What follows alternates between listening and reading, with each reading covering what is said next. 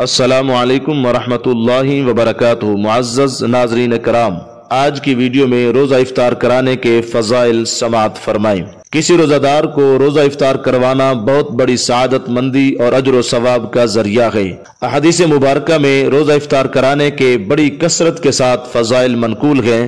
فرشتے اس بندے کے لیے رحمت کی دعا کرتے ہیں۔ حدیث نمبر 1، حضرت سلمان فارسی رضی اللہ تعالیٰ عنہ نبی کریم صلی اللہ تعالیٰ علیہ وسلم کا یہ ارشاد مبارک نقل فرماتے ہیں، جس نے کسی روزہ دار کو اپنے رزق حلال میں سے کھلا پلا کر روزہ افطار کرایا، اس بندے پر فرشتے رمضان المبارک کے مبارک اوقات میں اور حضرت جبریل امین علیہ السلام شب قدر کی رات میں روزہ افطار کرانے والے بندے پر رحمت نازل ہونے کی دعا کرتے ہیں۔ حدیث نمبر 2، حضرت جبریل امین علیہ السلام کا شب قدر میں روزہ افطار کرانے والے کے ساتھ مصافحہ کرنا۔ حضرت سلمان فارسی رضی اللہ تعالیٰ عنہ کی ایک روایت میں یہ بھی الفاظ منقول ہیں کہ جس نے کسی روزہ دار کو رزق حلال میں سے کھلا پلا کر افطار کرایا تو رمضان المبارک کی تمام راتوں میں فرشتے اس پر نزول رحمت کی دعا کرتے رہتے ہیں اور حضرت جبریل امین علیہ السلام شب قدر میں روزہ افطار کرانے والے سے مصافحہ کرتے ہیں، یعنی جبریل ہاتھ ملاتے ہیں۔ حدیث نمبر 3، روزہ دار جیسا اجر و ثواب حاصل ہوتا ہے۔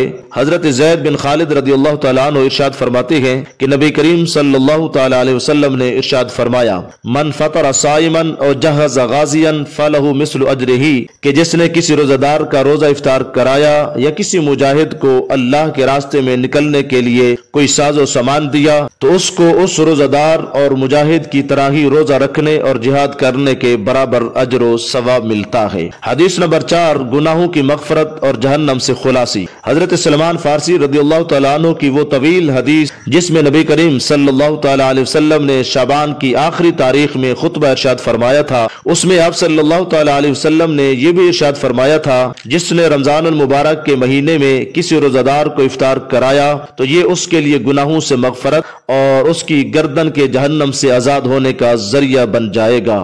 اس کے لیے روزہ دار کے ثواب میں کمی کیے بغیر روزہ دار کے ثواب کی طرح اجر و ثواب ہوگا۔ اللہ رب العزت عمل کرنے کی توفیق عطا فرمائے، آمین۔ وما توفیقی الا باللہ۔